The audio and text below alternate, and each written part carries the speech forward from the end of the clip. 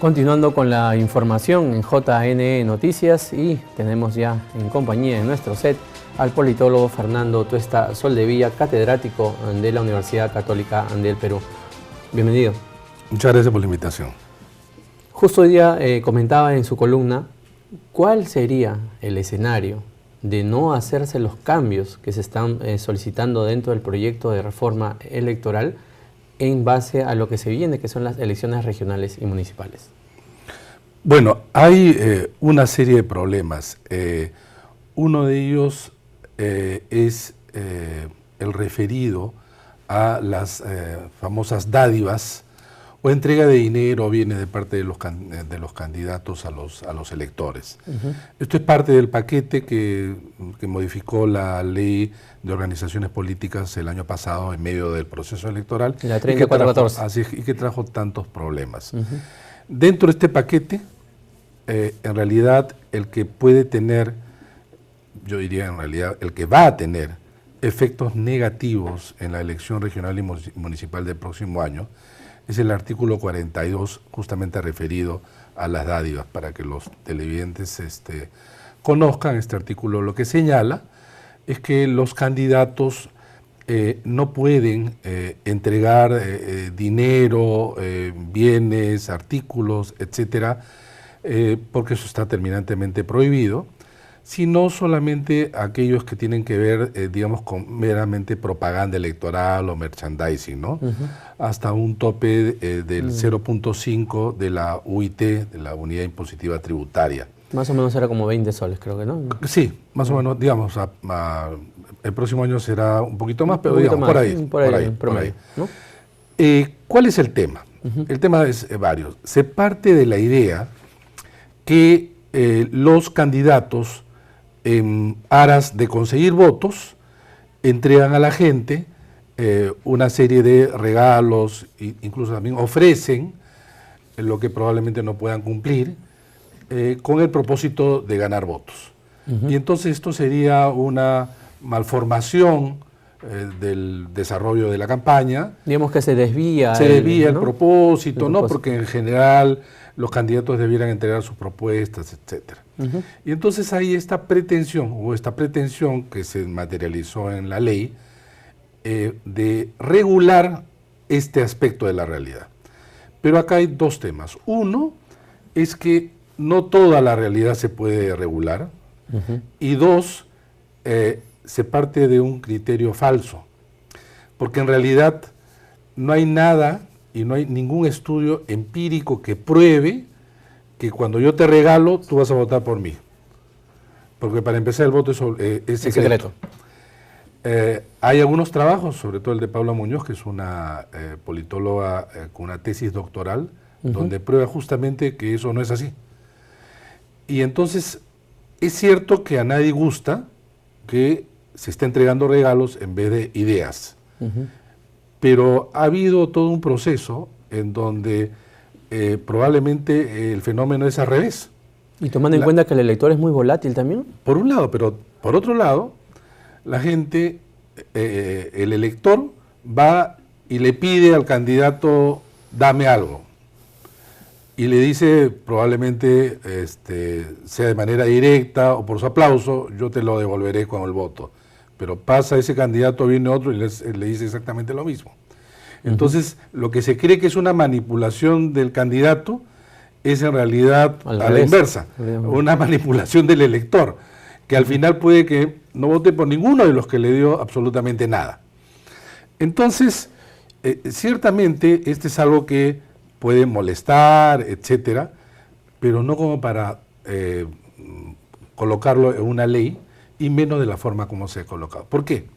Porque dice que si es que este candidato comete esa falta, entonces la OMPE lo sanciona con 100 UITs, ¿no? Estamos hablando de 400.000 soles. Por lo menos. Por lo menos.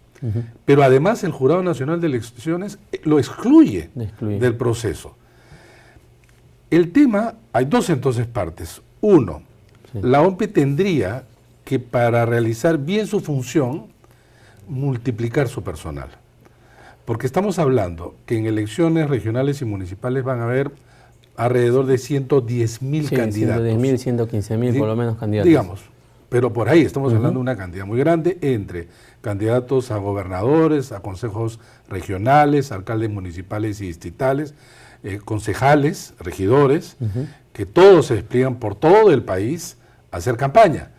Ahora, repito, para que la OMPE pueda seguir y ver que ese candidato cumple con la ley, tendría que tener una persona que lo esté siguiendo. Dime, ahora, ¿y esta sobrecarga laboral y sobrecarga jurisdiccional de los procesos colapsaría un poco el tema? Pero claro, entonces acá viene el tema. No podría la OMPE contratar una cantidad tan grande de personal, eso es muy costoso, pero además sería una cosa absurda tener que perseguir durante 60 días, las 24 horas, porque el candidato va a estar desplegándose por un lado, digamos que sean 8 horas ya, lo que no sucede.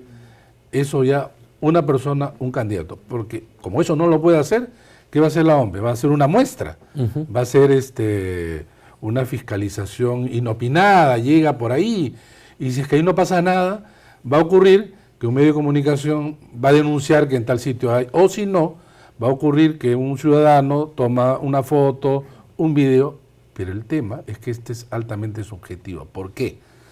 Porque va a pasar, como ya se denunció la vez pasada, en que te pueden plantar algo. Claro. Tú estás en un ¿Cómo podría saber de quién, qué candidato me pongo un polo o algo y digo que estoy repartiendo de parte del candidato que está ahí, le tomo una foto y es muy difícil. Entonces es todo un proceso en donde la parte sancionadora llega a la OMPE, pero también al jurado, electorales especiales en ese momento, y todos van a ser apelables. Y entonces imagínate tú la carga procesal que va desde la base y que llegue al pleno del jurado, donde simplemente va a colapsar.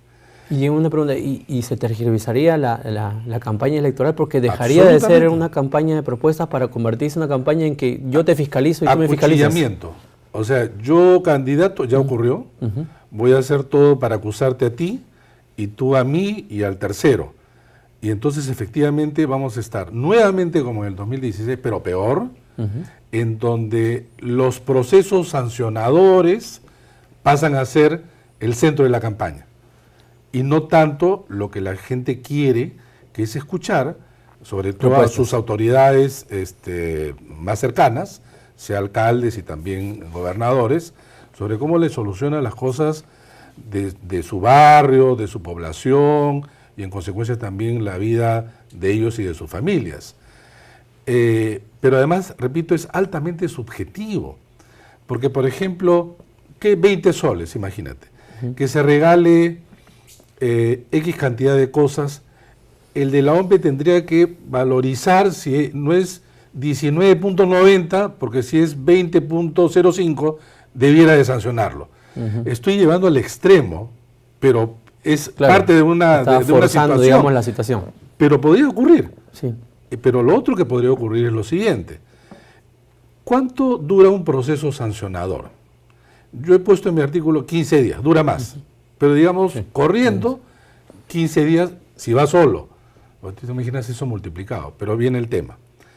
¿Qué pasa si es que se observa y efectivamente hay la entrega de dádivas el último día de la campaña?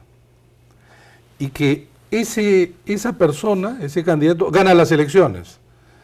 Termina el proceso, él es el ganador y resulta que se le sanciona, se le tendría que excluir, pero ya ganó la elección.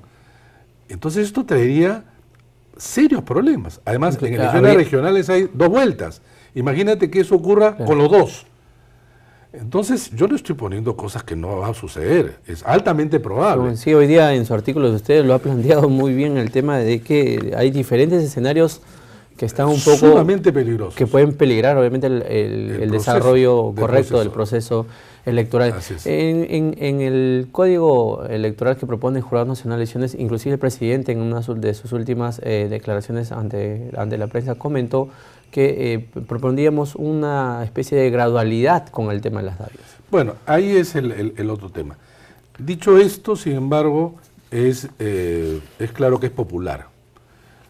La gente cree que sancionando de alguna manera se van a evitar que esto suceda. Es como creer que porque elevan las penas no va a haber delincuencia. Esto no sucede, ¿no? Entonces, acá se ha incorporado una norma que va a traer problemas a los organismos electorales. Ahora bien, dentro de eso, sin embargo, hay dos maneras de enfrentarlo. Imaginemos que no es posible retirarlo. Uno, efectivamente, es la gradualidad. La gradualidad tiene que ver con sanciones económicas. Si es que esa persona, ese candidato reitera, ahí sí puede ser excluido. Sin embargo, en la propuesta del grupo de trabajo se mantiene lo actual. Es decir, directamente se excluye al candidato. Y ya que menciona el trabajo, ya que menciona el grupo de trabajo de la reforma electoral del Congreso de la República, ¿cuál sería su evaluación de su desarrollo y de su trabajo que ha tenido en todo este trayecto de la reforma electoral? Bueno, yo creo que el grupo de trabajo ha emitido un texto que es valioso, luego de casi 9 meses de trabajo, y que es necesario haber estado cerca para ver dos cosas. Uno, que en realidad han recuperado mucho de los códigos hechos por el Jurado Nacional de Elecciones, anteriormente por la OMPE, y que han ido acumulando conocimiento y hasta metodología de articulación de un código. Lo segundo, además, sin esto no hubiera habido el informe. Si es que no se hubiera tenido previos códigos. Habría que decir que el sistema electoral viene hablando de reforma electoral desde el 2011, ¿no? Desde hace mucho tiempo, en realidad desde hace mucho tiempo, efectivamente. Pero de 2011 yo diría hasta antes, pero digamos en el 2011 se entregó, hay algo tangible, ¿no? Claro, se entregó el Código Electoral y el Código Procesal Electoral. Y entonces, lo segundo es el tema de cómo proceder a la discusión. Y ahí la congresista Patricia Donaire optó por una salida que me parece bien, que era en lo posible llegar a los consensos, porque eran 7 miembros representantes de todas las bancadas. De tal manera que esto permitió acelerar un poco el paso, pero tiene también su parte, digamos, de inconveniencia, que es que el código mostrado en el informe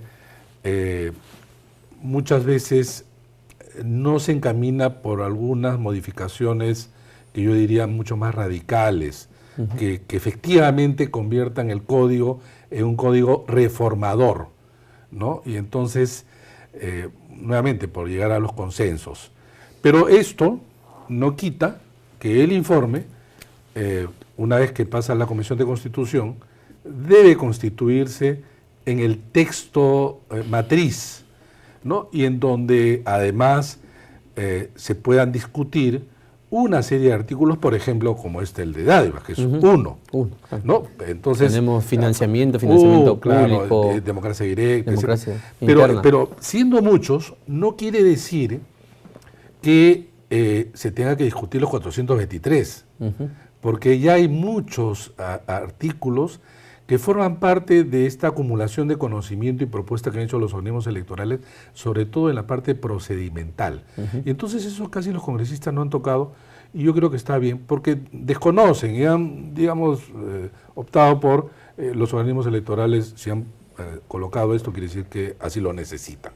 Por ejemplo, el tema del cronograma electoral, por decir solamente algunos, o los temas referidos a un tratamiento especial sobre las contrataciones que tienen que hacer los organismos electorales en época electoral, que no puede ser el mismo tratamiento que tiene la administración pública, obviamente en términos de los plazos, porque si no, no se podría hacer elecciones, ¿no? O hay un riesgo importante, como eso otros también. Quisiera preguntarle, ¿usted cree que le preocupa realmente la reforma electoral a los partidos políticos? Yo creo que sí, pero no con el debido nivel que debe preocuparlos. Porque al inicio estaban 3 miembros, luego 7, luego en la Comisión de Constitución muchos quieren intervenir, porque mira, si es que se aprueba el código, y no te digo necesariamente en esta legislatura, sino puede ser incluso hasta pasando las elecciones regionales y municipales. Digámoslo para el siguiente proceso presidencial. Digamos, sería, pero como código, ¿ah? Claro. Como código, yo creo que sería la ley más importante de este Congreso. Más importante de este Congreso. Y entonces, creo que no se dan cuenta, algunos sí, del nivel de importancia que tiene llevar adelante la discusión y la aprobación. Cosa que es difícil porque se trata además de reglas para ellos. Exacto. Entonces, ¿usted cree que de repente los partidos políticos creen que es una intromisión del Estado dentro de su vida y su libertad partidaria? Claro, en algunos casos sí, pero yo creo que lo llevan a niveles casi absolutos, lo cual es un error. Por ejemplo, yo sí creo que la ley no debiera meterse en cómo se debe organizar un partido. Son asociaciones privadas. Entonces, por ejemplo, que la ley diga que tienen que constituirse comités provinciales, ¿ok? Un partido se puede organizar de otra manera y sin embargo la ley dice comité provinciales, ¿no? Como esos, otras cosas también, ¿no? ¿Y cuál es el escenario entonces finalmente, doctor Tuesta, cuál es el escenario que le espera a la población con respecto a las expectativas que tiene el Congreso para la reforma electoral? Con eso terminamos. Sí, mira, yo creo que hay que seguir batallando, y digo seguir porque esto no debe quedar solamente en manos del Congreso, en los congresistas, y por eso bien discutir esto en todos los niveles posibles, porque efectivamente hay congresistas, yo no digo ni siquiera partidos, sino congresistas dentro de partidos, en diversos partidos, que quieren avanzar la reforma y otros no, porque en estos temas los congresistas en general suelen ser conservadores, vale decir, prefieren lo malo conocido, ¿no? A un cuerpo normativo de 423 donde creen que no saben qué efectos puede tener y no controlado, ¿no? Doctor Tuesta, le agradecemos tremendamente su participación aquí en JN Noticias. Nosotros nos vamos a una pausa y retornamos con más información.